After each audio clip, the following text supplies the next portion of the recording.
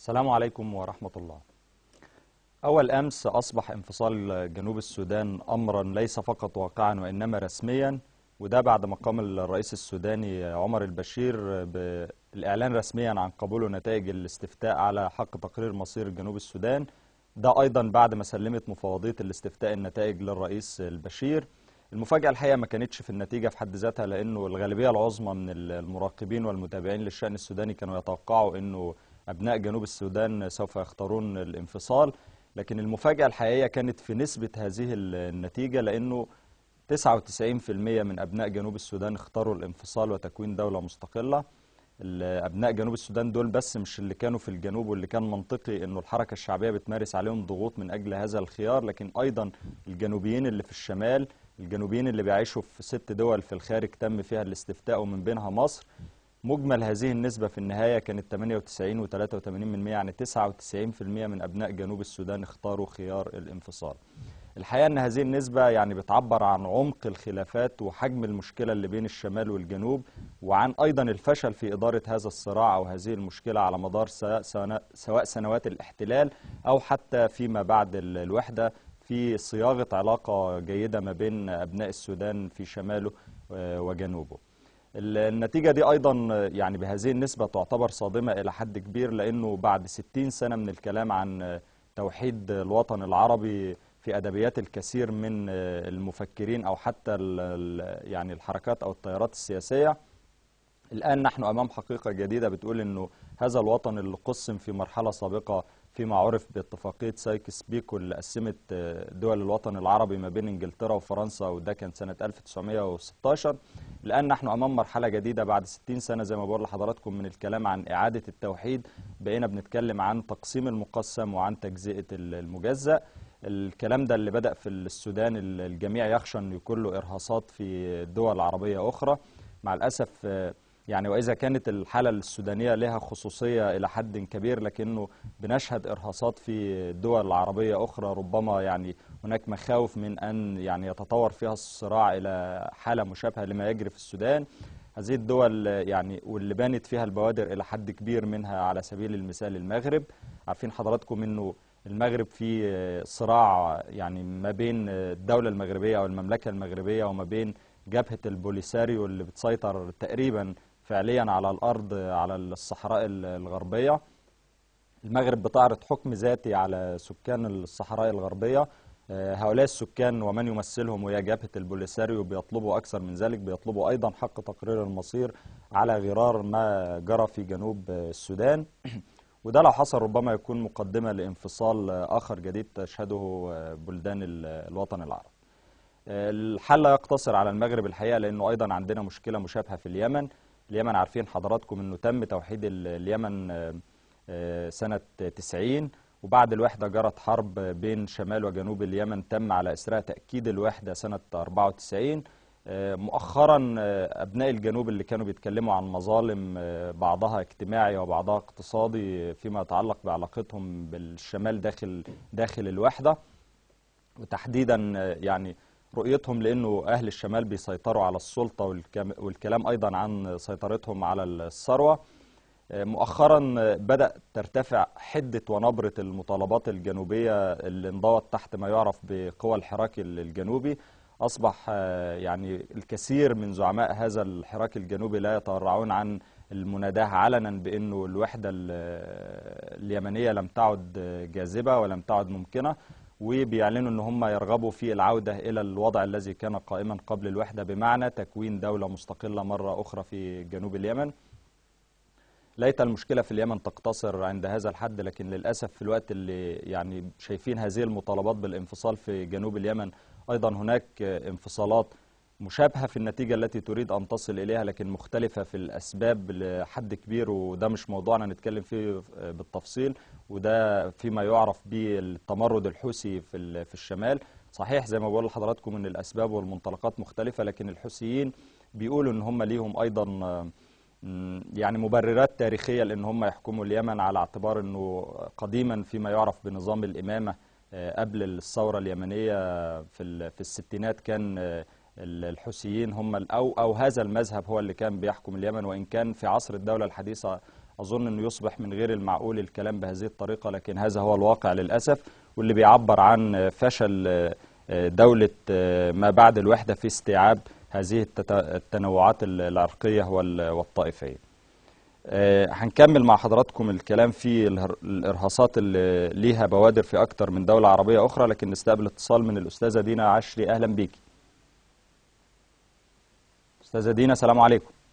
الو، السلام عليكم. وعليكم السلام ورحمة الله وبركاته. أستاذة دينا، سامع حضرتك بوضوح. بنسأل النهاردة عن تقسيم السودان، في وجهة نظرك أسبابه إيه ونتائجه إيه؟ تقسيم السودان، أعتقد إن في مخطط صهيوني ده من زمان حاصل. دلوقتي التقسيمات دي ليس في السودان فقط، ولكن على كافة الدول العربية، والأحداث الأخيرة طبعا الدول العربية واضحة بشدة. لكن أسباب السودان طبعا احنا عارفين إن كان هناك مخطط من أيام الترابي لحدة الانفصال. دي مشاعر إسرائيلية بالأساس. كمان طبعا الأسباب إن الجنوبيين عايزين ياخدوا حقهم في كل شيء، في السلطة، في الثروة، كالشماليين، لأن هم شايفين. عايز أقف مع حضرتك أستاذة دينا عند اللفظ اللي استخدمتيه حضرتك بتاع حقهم. هل تعتبري إنه يعني منطق الحق هنا، ولا هو ده منطق القوة اللي بيحكم في السودان الآن؟ أعتقد هم من وجهة نظرهم هم إن ليهم حق، لكن القوة هو كان طبعا كلنا نعلم أن الرئيس عمر البشير يستخدم القوة. كثير من الحركات ترى ذلك، خاصة الحركة الشعبية لتحرير السودان والتقسيمات التي تحدث في السودان. كل من الدول أيضا الاستعمارية والغربية تريد أن تفصل كل جزء عن الآخر، طبعا لمساعي لمصالحها الخاصة. وعلى هذا النطاق نجد الجنوب يريد أن ينفرد بذاته، وينفرد بسلطته وبثروته، ويبقى ليه مشاركة، ويبقى ليه حق في السلطة والثروة طيب. والعيش واضح كلام حضرتك ان انت بتركزي بشدة على الدور الخارجي السلبي ووصفك لان هناك مخطط صهيوني لتقسيم السودان، لكن ايضا عايز اقف مع حضرتك عند النقطة اللي اثرتيها فيما يتعلق بادعاء القوى الاخرى في السودان بانه الرئيس البشير او نظامه يستخدم القوى في مواجهتهم. الحقيقة مش شايفة حضرتك انه استخدام القوى لما يأتي من جانب النظام يبقى استخدام مشروع، على اعتبار ان الدولة من حقها ان تحتكر استخدام القوة على اراضيها، لكن اللي مش مبرر ربما انه اطراف اخرى في المجتمع ترى في اللجوء الى هذه القوة يعني امر مشروع للحصول على حقوق؟ انني ارى ان استخدام القوة من جانب الرئيس على شعبه تؤدي في النهاية الى تمرد الشعب على رئيسه، وبالتالي تنقلب السلطة. لان كلنا نعلم أن هناك كثير من الحكام العرب والأفريكان دائما يجعلوا السلطة سلطة تتخلص في شخصية الحاكم، اللي هي أو فيما يسمى بشخصنة السلطة. فكل سلطة، كل رئيس دولة يسعى لمصلحته الشخصية، يسعى إلى تحقيق مصالح على حساب شعبه. يجد أن استخدام القوة هذه التي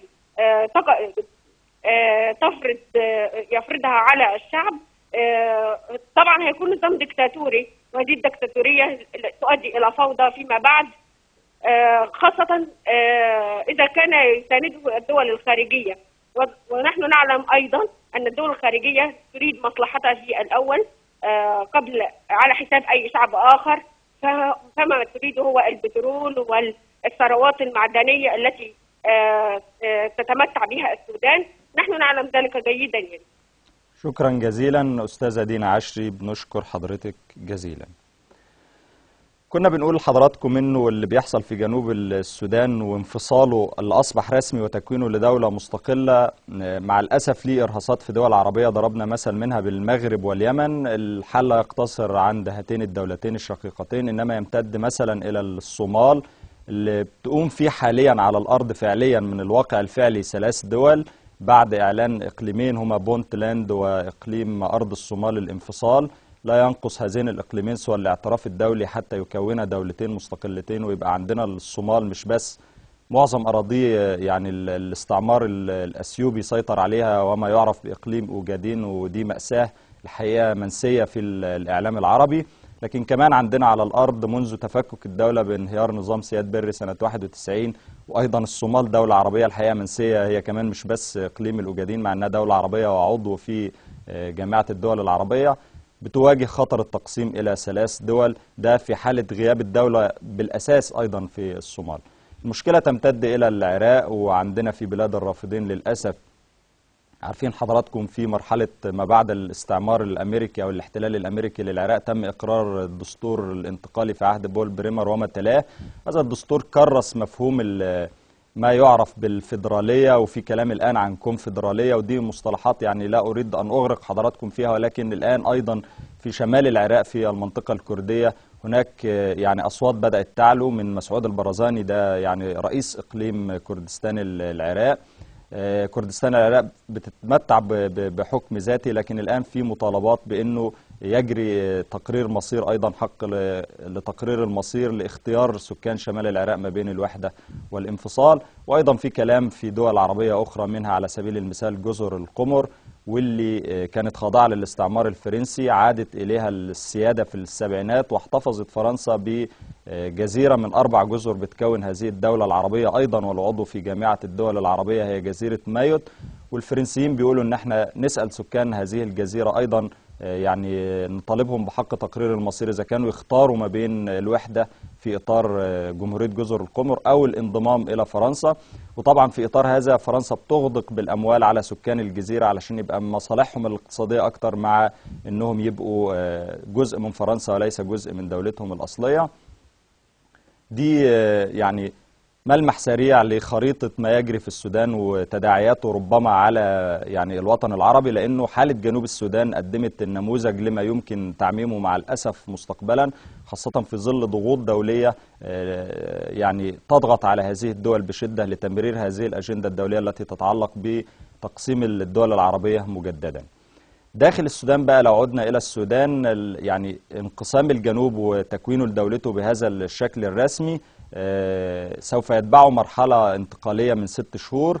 في شهر يوليو المقبل سوف يطلب من الدول الأعضاء في الأمم المتحدة الاعتراف رسميا بانفصال جنوب السودان أو بدولة السودان المستقلة. كل المؤشرات وكل التصريحات الصادرة من العواصم الكبرى في العالم، وهي عواصم صنع القرار والنفوذ، أو حتى من الدول العربية أو حتى الدول أعضاء منظمة المؤتمر الإسلامي، أنه هيكون في ترحيب أو في قبول بالأمر الواقع اللي أصبح قائم، وهو أنه هناك دولة مستقلة في جنوب السودان. يعني وإحنا بنتكلم في هذا الإطار مهم قوي أن احنا نركز على شرعية أن يسأل أبناء جزء من دولة عن رغبتهم في البقاء ضمن هذه الدولة أو الانفصال، لأنه هذا في القانون الدولي الحقيقة بيشكل سابقة خطيرة. ما أعتقدش أنه منطقيا ولا قانونيا من ناحية القانون الدولي يجب أن نسأل أبناء إقليم أو أبناء عرق أو ديانة في أي دولة عن رغبتهم سواء في البقاء ضمن هذه الدولة أو الانفصال، لأنه عند هذا السؤال بتبرز مطامح شخصية لحركات أو أشخاص بتحركهم النوازع الفردية بالأساس، أنه لما تبقى في دولة مستقلة هيبقى فيه قيادات ورؤساء ووزراء وسفراء، وفي الغالب هؤلاء اللي بيدفعوا أبناء مناطقهم إلى المطالبة وإلى الانفصال، وهم اللي بيجنوا الثمار، وفي النهاية اللي بيدفع الثمن أو اللي بيكون الضحية هم أبناء هذا الإقليم. ده مع التأكيد على أنه في القانون الدولي ده محتاج مراجعة، لأنه حق تقرير المصير المفترض أنه يعطى للشعوب تحت الاحتلال وليس لأبناء الدولة المستقلة في عصر الدولة الوطنية. أستاذ كريم علي، أهلا بيك. اهلا وسهلا، ازيك يا استاذ احمد؟ اهلا بيك استاذ كريم. بنسال عن تقسيم السودان، اسبابه ونتائجه. اسبابه اولا في وجهه نظر حضرتك ايه؟ يعني هو طبعا يا استاذ احمد، انت حضرتك عارف ان التدخلات الاجنبيه في المنطقة العربية بالذات في الفترة الأخيرة كان لها تأثير كبير، خاصة في البلاد الضعيفة مثلا زي السودان، وهي أصلا السودان أساسا مشتتة من الأول. وطبعا البترول اللي موجود في جنوب السودان وتأثير وتقلص دور مصر الريادي في المنطقة، فطبعا زاد من النفوذ في جنوب السوداني خلاهم دايما بيطالبوا بالانفصال. والملاحقات الدولية لرئيس السودان أدى طبعا للانفصال، وكان تأثير السلطة، تأثير الشمال في الجنوب ضعيف. وبرضه ما نقدرش ننكر طبعا ان هو يعني استخدام العنف اللي استخدمته حكومة الشمال مع الجنوب أثر. بس العنف دي نقطة تانية انت بتوافق فيها المتصلة السابقة الكريمة الأستاذة دينا، يعني العنف كان من الطرفين. إذا كان البعض يرى كان يا أستاذ أحمد العنف كان من الطرفين، يعني كان في عنف وعنف مضاد في إطار الحرب الأهلية بين الشمال والجنوب. أيوة، ما أنا مع حضرتك. إذا البعض رأى أن هناك مبرر لاستخدام مش العنف، القوة من جانب الدولة، على اعتبار أن ليها السلطان ومن حقها زي ما كنت بقول للأستاذة دينا احتكار استخدام القوة، فمش مبرر أنه بعض الأقاليم أو سكان الأقاليم يستخدموا العنف ضد الدولة، خاصة أن احنا مش قدام يعني حقيقة تاريخية مين بدأ باستخدام العنف في الجنوب ومين بدأ باستخدام العنف في دارفور وغيرها. ما هو أستاذ أحمد في حتة العنف والعنف المضاد دي، الموضوع ده قدامه حلين. لا اما الحكومه يعني تستخدم القوى العسكريه بطريقه احكام كامل لحد ما تخلي الجنوب تسيطر عليه، وفي الحاله دي تبتدي تبحث بعدين المفاوضات والمناقشات الديمقراطيه، او لكن لو ما قدرتش فهو كده هتشجع الجنوب ان هو يتجرأ على الحكومه. واذا تجرأت المتمردين والحركات الانفصاليه على الحكومه هيبقى خلاص في توازن في القوه، في اسلحه هنا في اسلحه هنا. ففي الحالة دي موضوع القوة يعني مش هيجيب نتيجته. كلام وجيه جدا، أشكرك أستاذ كريم علي، شكرا جزيلا. النتيجة اللي احنا وصلنا لها في جنوب السودان دي الحقيقة ما كانتش وليدة اللحظة ولا وليدة حتى سنوات قليلة مضت، وإنما هي تراكمات لسنوات طويلة بدأت منذ الاحتلال البريطاني للسودان ككل. هذا الاحتلال فرض على جنوب السودان ما يعرف بقانون المناطق المغلقة. ملخص هذا القانون ببساطة شديدة أنه الاستعمار البريطاني عمل على منع تغلغل اللغة العربية والديانة الإسلامية إلى أبناء جنوب السودان، وده كان السبب فيه أنه يعني يخلقوا حالة من التنافر بين السكان، لأنه مش هيبقى فيه انسجام طبيعي بين سكان هيبدأوا يتكلموا نفس اللغة ويدينوا بنفس الدين أو معظمهم يدينوا بنفس الدين. الحقيقة أن موضوع الدين ده كمان تم توظيفه بشكل غير علمي وغير دقيق، ويمكن اعتباره أيضا رخيص، لأنه أبناء جنوب السودان حتى هذه اللحظة الغالبية العظمى منهم ليسوا مسيحيين، حتى يصور الصراع بين شمال السودان وجنوبه على أنه صراع بين مسلمين ومسيحيين. أبناء جنوب السودان معظمهم يدينوا بديانات يعني طبيعية أو ما يعرف بالديانات الوثنية أو الوثنيون اللي ما بيدينوش بديانات سماوية. النسبة المتبقية مقسمة بين مسلمين ومسيحيين. إذن الصراع ما كانش بين مسلمين ومسيحيين، وإنما هي فكرة أنشأها الاستعمار ثم كرسها حتى يعني تستخدم أو توظف للوصول إلى هذه النتيجة. بعد مرحلة الاستعمار ويعني فرض هذا القانون اللي بالفعل أثمر نتيجته أن أصبح عندنا جنوب لا يتحدث معظمه اللغة العربية ولا يدين معظم أهله بالديانة الإسلامية مثلما جرى مع سكان الشمال. جت مرحلة تانية الحقيقة بعد استقلال السودان، استقلال الدولة السودانية. هذه المرحلة ممكن تقسيمها إلى أكثر من فترة تاريخية. حاول السلطة المركزية واللي كانت دايما مركزها في الخرطوم في الشمال تتعامل مع أبناء الجنوب حتى تحتويهم داخل وطن واحد، أو حتى تخلق حالة من الاندماج الوطني داخل هذه الدولة. يعني الطريقة دي ما كانتش دايما سلمية. في بعض الأحيان حاول النظام السوداني الحاكم على مر هذه الفترة 50 سنة الأخيرة أنه يستخدم القوة في إخضاع الجنوبيين لسلطة الدولة في الشمال. أحيان تانية كان بيتم استخدام يعني ما يعرف بمفهوم الاندماج الوظيفي بترغيب سكان الجنوب في الاندماج داخل الدولة السودانية. النتيجة اللي احنا وصلنا لها بتقول أنه كلتا الحالتين فشلت في إقناع سكان الجنوب بهذه الوحدة أو بخيار الوحدة. وبس مش كان بس ما كانش أبناء الجنوب نفسهم هم اللي يعني عندهم هذه النزعة تجاه الانفصال. لكن بقول لحضراتكم أيضا أنه العنصر الدولي والعنصر الإقليمي كانوا ضاغطين بشكل سلبي في هذا الاتجاه.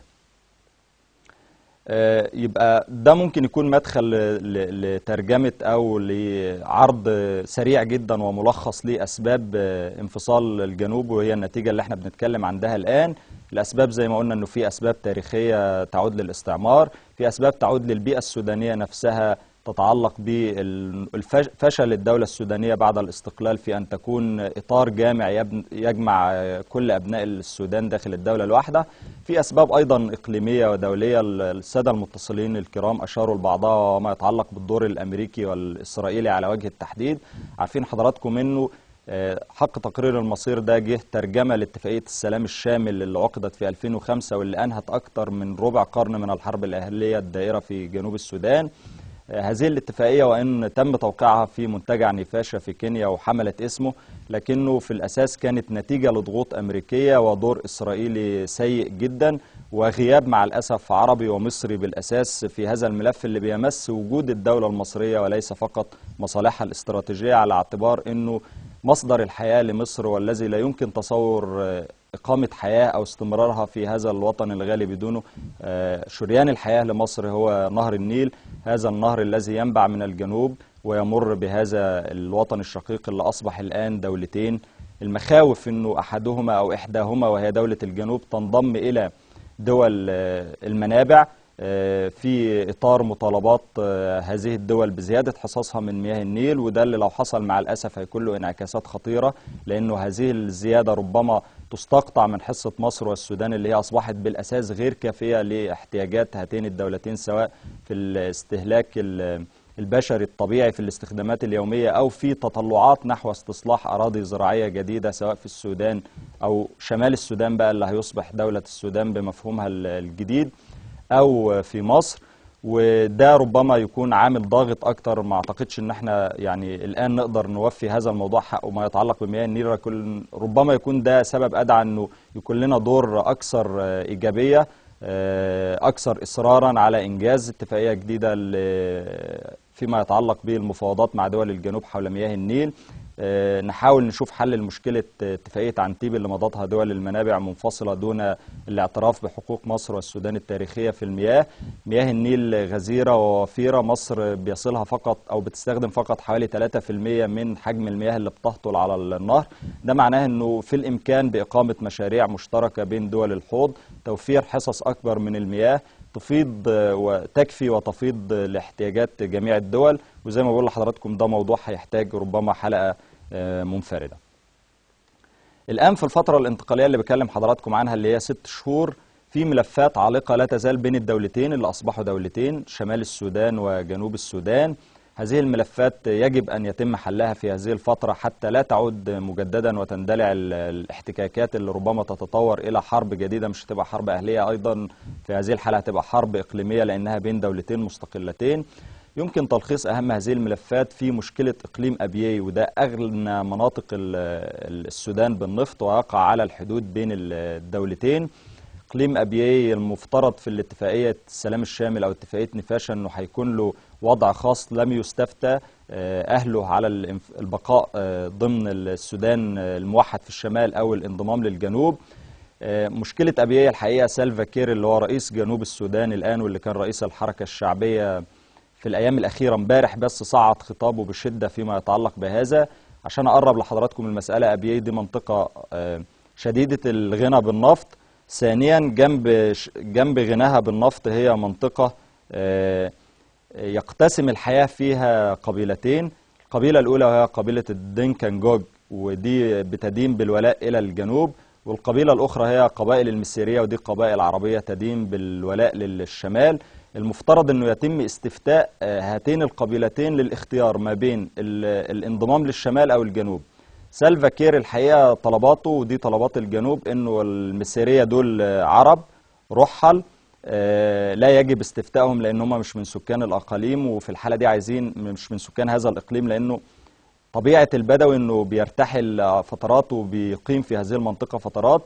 أبناء الجنوب عايزين يستفتوا فقط القبائل اللي هي التابعة ليهم اللي هي الدنكنجوج، وده لو حصل الحقيقة هيبقى انضمام أبيي إلى الجنوب في حكم المؤكد، لكن الواقع بيقول انه في حالة لاقتسام المرعى والكلأ والحياة بين المسيرية وبين أبناء هذه القبائل، ويجب أن يستفتى الجميع. أبناء المسيرية بيهددوا انه لو لم يستفتوا في هذا ده هيكون معناه إعلان حرب من جانبهم على سكان القبائل الأخرى، وده بدأ ليه بوادر في احتكاكات بين الطرفين. معانا أستاذ علاء سعيد، أهلا بيك. السلام عليكم. وعليكم السلام ورحمة الله وبركاته. انتوا بتتكلموا عن موضوع تقسيم السودان. تمام، وعايزين نسأل حضرتك من وجهة نظرك ايه هي الأسباب اللي وصلتنا إلى هذا، وايه هي النتائج اللي ممكن تترتب على هذا التقسيم؟ أولا الموضوع ده شائك بقاله أكثر من 20 سنة. يعني على حد معلوماتي الموضوع كبير ومتشعب. الدولة كان عليها حاجات المفروض كانت تعملها في ظل الظروف الراهنة ووعدت بيها وما تنفذش. أهل الجنوب زيهم زي أي شعوب موجودين في أي مكان. كل الدول فيها قبائل مختلفة وفيها أعراق مختلفة وفيها أيديولوجيات مختلفة، ولكن ده ما يمنعش إن الناس تعيش في دولة موحدة.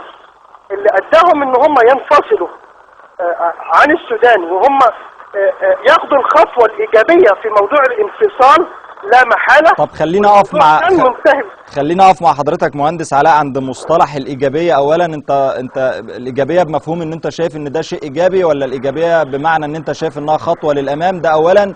ثانيا، انت بتأكد على مسألة ان التنوع في حد ذاته مش بالضرورة يكون سبب لصراعات او لمطالبات بالانفصال من جانب أبناء الدولة الواحدة.